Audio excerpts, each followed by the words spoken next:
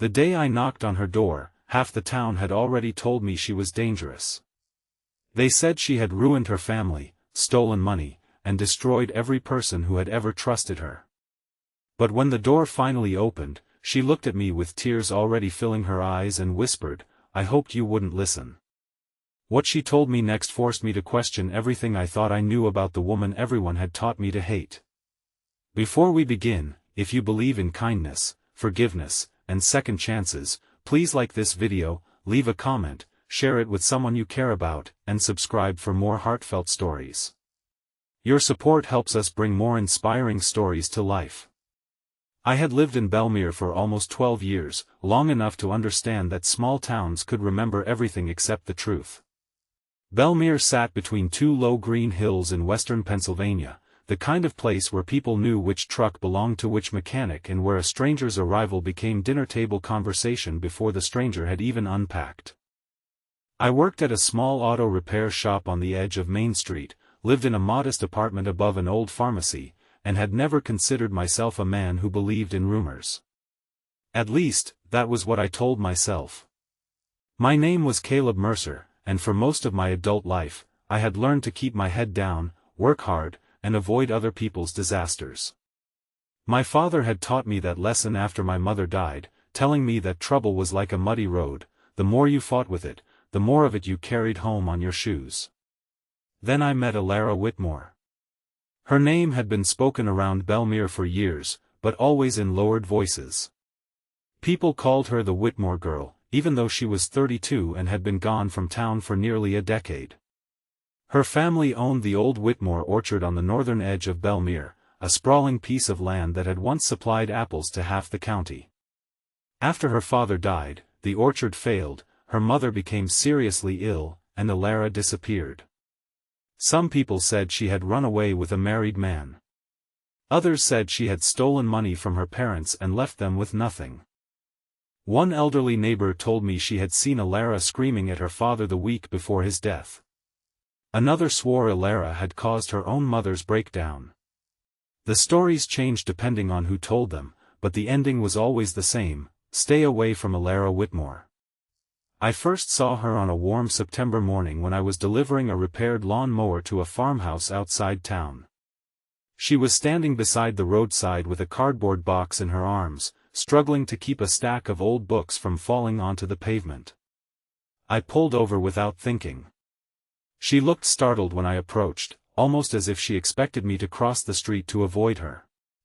Her dark brown hair was tied loosely behind her neck, and there was a small scar near her left eyebrow. She thanked me quietly when I helped her gather the books, then looked toward my truck and asked whether I could give her a ride to the old Whitmore property. The moment she said the name, I remembered every warning I had ever heard. I almost said no. Instead, I loaded the books into the truck. During the drive, Elara barely spoke. She kept her hands folded over her coat and stared through the windshield at the familiar roads as if they belonged to someone else's life. When we reached the orchard, I expected to see an abandoned ruin, but the place was strangely beautiful. Autumn had begun turning the leaves gold, and hundreds of neglected apple trees stretched across the hillside. The old farmhouse stood at the top, its white paint peeling and its porch sagging on one side. Before she got out, Elara thanked me and hesitated. She seemed as though she wanted to say something but was afraid of what it might cost her. Finally she only said, "You should probably listen to what people say about me, Caleb." I laughed awkwardly and told her I preferred making my own decisions. She looked directly into my eyes then, and for one brief second I saw something behind her guarded expression, relief mixed with fear. "Then you're braver than I was," she said. I thought that was the end of it. It wasn't. Over the next few weeks, I began seeing Elara around town. She worked at the public library 3 mornings a week, volunteered at the community food pantry, and spent the rest of her time restoring the orchard. She never asked anyone for help, even when she was carrying boxes that were clearly too heavy for her. Slowly, I began noticing details that didn't match the stories. She paid for groceries for an elderly couple who had fallen behind on their bills. She repaired a child's broken bicycle using parts from the junk pile behind the library. When a stray dog wandered into the market one afternoon, Elara was the person who knelt on the sidewalk and wrapped her scarf around it while everyone else stood watching. One afternoon, I asked her directly why everyone hated her. She smiled without humor and said, "Because it's easier to hate the person who left than the people who made her leave." That answer stayed with me. Our friendship grew quietly. We drank coffee at a little diner near the courthouse during lunch breaks. We walked through the orchard on Saturday afternoons. She told me about her mother, about the books her father used to read to her, about how she had once dreamed of becoming a landscape architect.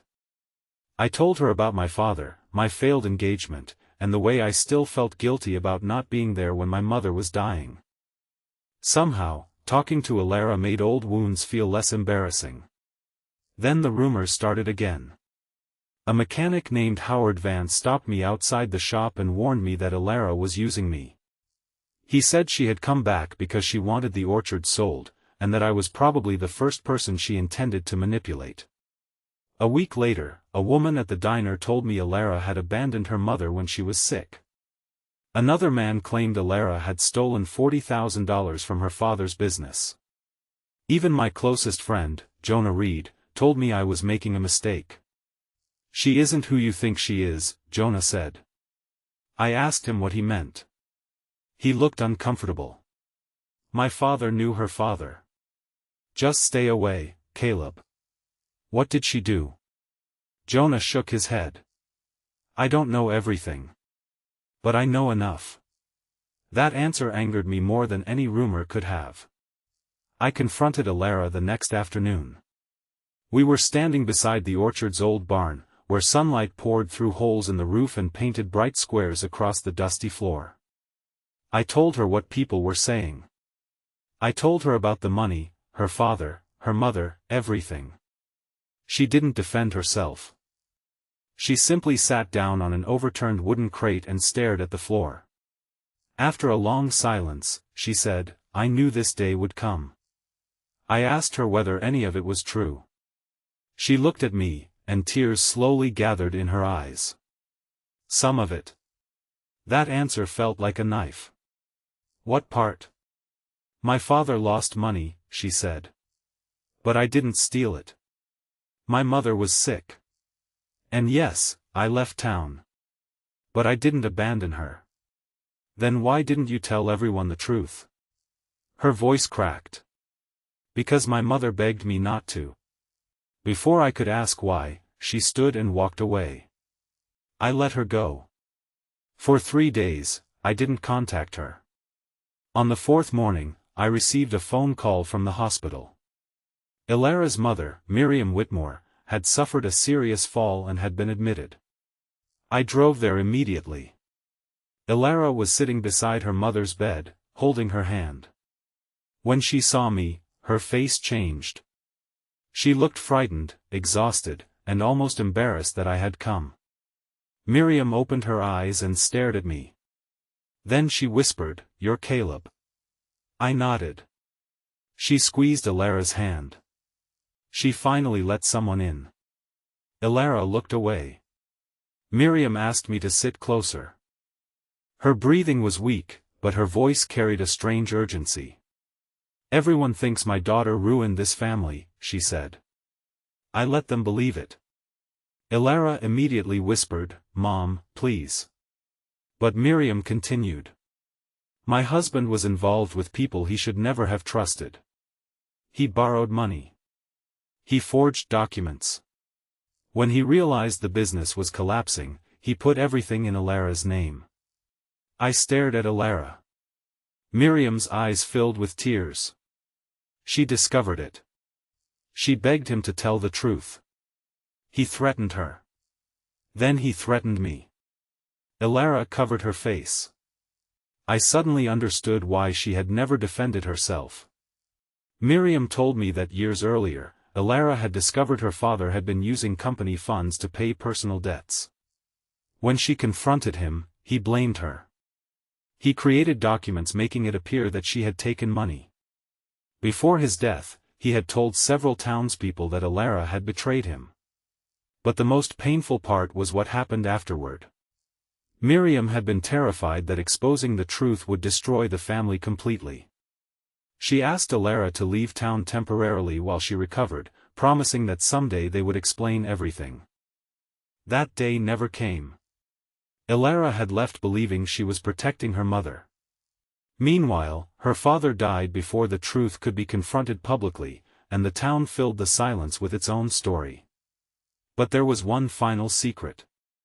Miriam reached beneath her pillow and pulled out a small envelope. Inside was an old handwritten letter from Elara's father. I read it with shaking hands. He admitted everything. He wrote that Elara had never stolen $1. He confessed that he had forged her signature and blamed her because he was afraid of losing the respect of the town. He wrote that he was ashamed, but too proud to admit the truth while alive. At the bottom of the letter was a sentence that destroyed Elara completely. He wrote, "If my daughter ever comes home, tell her I was wrong to make her believe she was responsible for my failures." Elara began crying. Not quietly. Not gracefully. She folded forward in the hospital chair and sobbed like someone who had been holding her breath for 10 years. I wanted to tell her everything would be okay, but I knew better. Some wounds don't disappear because someone finally says the right words. Instead, I sat beside her. I didn't touch her until she reached for my hand. That was the moment I realized I wasn't sitting beside the woman everyone in town had warned me about. I was sitting beside someone who had spent years carrying a punishment that belonged to someone else. But the story still wasn't over. The letter contained something else, a list of financial records proving that the money had been used to pay debts connected to a local construction company. The owner was Howard Vance. The same man who had warned me about Elara. When I confronted him, his face went pale. He finally admitted that Elara's father had borrowed money from him years ago. When the business collapsed, Howard helped create the false story about Elara because he feared the truth would expose his own involvement. Several people in town had repeated the story without knowing the full details. For the first time, Belmere had to face something uncomfortable. They had not hated a villain. They had created one. News spread quickly, but Elara didn't celebrate. She didn't demand apologies. She simply went back to the orchard. One afternoon, I found her standing beneath an old apple tree, holding a shovel. I asked what she was doing. She said, "Planting something that doesn't know anything about the past." I smiled. She didn't. "I spent years believing my father destroyed my life," she said. "Then I spent years believing the town destroyed my life. But eventually I realized I was still giving them both control over me." She pushed the shovel into the soil. "I can't change what happened. I can only decide what happens next." So we rebuilt the orchard together. Not because it was easy, but because it gave Elara somewhere to put all the love she had been carrying for years with nowhere to place it. People began coming to help. Some apologized. Some couldn't bring themselves to say the words. Howard eventually admitted his part publicly and paid back what he could. Jonah came one Saturday with a truckload of supplies and stood awkwardly beside me for nearly 10 minutes before saying, "I should have asked questions instead of believing people." Elara accepted his apology. But she didn't pretend nothing had happened. That was the lesson she taught all of us. Forgiveness didn't mean erasing the wound. It meant refusing to let the wound decide who you would become. Months later, Miriam was well enough to return home. The orchard bloomed that spring, and the town held its first community harvest festival there in years. Children ran between the trees, families spread blankets across the grass, and the old farmhouse was filled with laughter again. I stood near the porch watching Elara talk with her mother. Miriam noticed me and smiled. Then she leaned toward Elara and whispered something. Elara looked across the orchard at me. She smiled. For years, everyone in Belmere had warned me to stay away from her. I had almost listened. But I remembered the day she opened that farmhouse door and said, "I hoped you wouldn't listen." She hadn't been asking me to ignore danger. She had been hoping, perhaps for the first time in her life, that someone would look beyond the story people told about her and see the person standing behind it. And somehow, by choosing to believe her, I discovered something about myself too. Sometimes we think love begins when two people fall for each other. But sometimes love begins much earlier, in the simple decision to listen when everyone else has already decided what the truth must be. Sometimes friendship is nothing more than staying beside someone when their pain makes them difficult to understand. Sometimes family is not the people who share our blood, but the people who refuse to abandon us when the world has misunderstood us. And sometimes forgiveness isn't saying, "What happened didn't matter." It is saying, "What happened mattered deeply, but it will not control the rest of our lives." Speech balloon special request: before the story ends, tell us in the comments, what would you have done if you were in this situation? If this story touched your heart, please like, comment, share, and subscribe for more meaningful and inspiring stories. Your support encourages us to keep creating stories that touch hearts around the world. That spring, the first apples appeared on the trees Elara and I had planted together. They were small, imperfect, and not nearly ready to eat, but she insisted on picking one anyway. She held it in her palm, looked at me, and laughed for the first time without sadness hiding behind it. I realized then that second chances rarely arrive looking dramatic. They come quietly. They look like an old orchard being planted again. They look like a mother admitting the truth. They look like a friend finally saying, "I was wrong." They look like a door opening when everyone else has told you to walk away. And sometimes, if you're brave enough to knock, you discover that behind the door isn't the person everyone warned you about.